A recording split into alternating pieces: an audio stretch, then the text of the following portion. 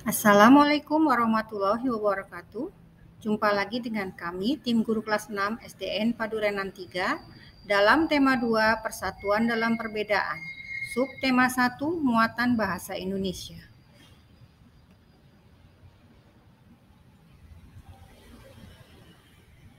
Dengan belajar materi ini, diharapkan siswa dapat menggali informasi penting dari buku sejarah menggunakan aspek apa, di mana, kapan, siapa, mengapa, dan bagaimana, serta dapat memaparkan informasi penting dari buku sejarah dengan menggunakan aspek apa, di mana, kapan, siapa, mengapa, dan bagaimana, serta kosakata baku dan kalimat efektif.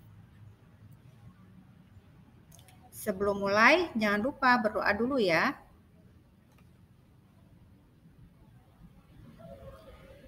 Menceritakan kembali isi buku sejarah. Yang harus kita perhatikan adalah pokok-pokok informasi.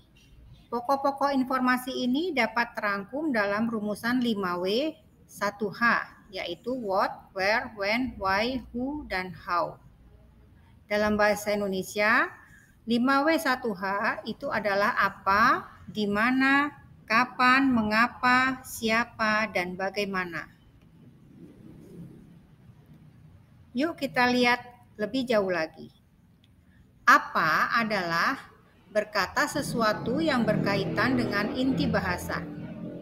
Siapa menanyakan pelaku yang berkait dalam suatu peristiwa.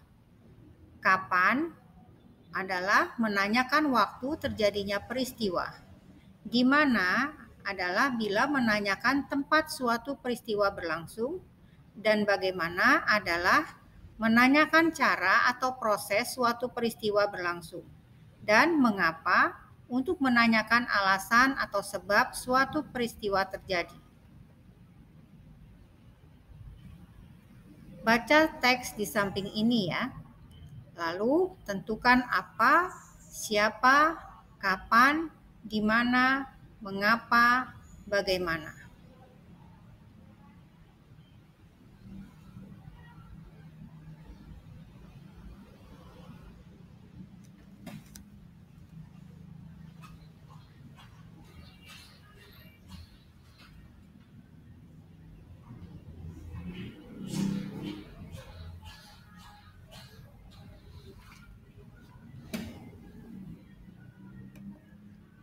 Sudah? Nah, kalau sudah dibaca, kita tentukan apa, siapa, kapan, di mana, mengapa, dan bagaimana. Yuk kita bahas. Perhatikan keterangan di samping ini ya. Apa yang terjadi peristiwa penting?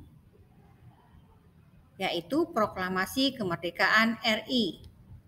Lalu siapa yang membacakan teks proklamasi pada tanggal 17 Agustus? Yaitu Bapak Insinyur Soekarno. Lalu bagaimana konsep teks proklamasi dilakukan? Konsep teks proklamasi disusun oleh Bapak Insinyur Soekarno. Dan mengapa Jepang akhirnya menyerah pada sekutu?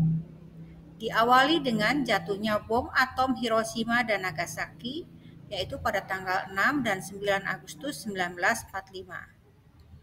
Kapan teks proklamasi dibacakan? Pada tanggal 17 Agustus 1945 pada pukul 10 pagi. Di mana teks proklamasi ditulis? Yaitu di kediaman Laksamana Maida, Jalan Imam Bonjol nomor 1. Nah, sudah jelas?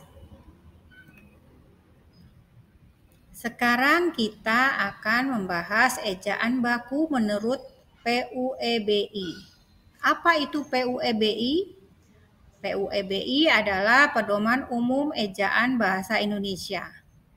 Di dalamnya terdapat daftar ejaan-ejaan baku yang digunakan untuk bahasa formal dan resmi.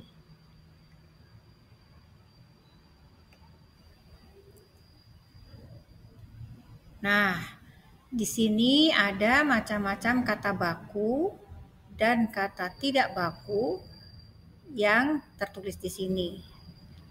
Catat dulu ya kata-kata di samping ini.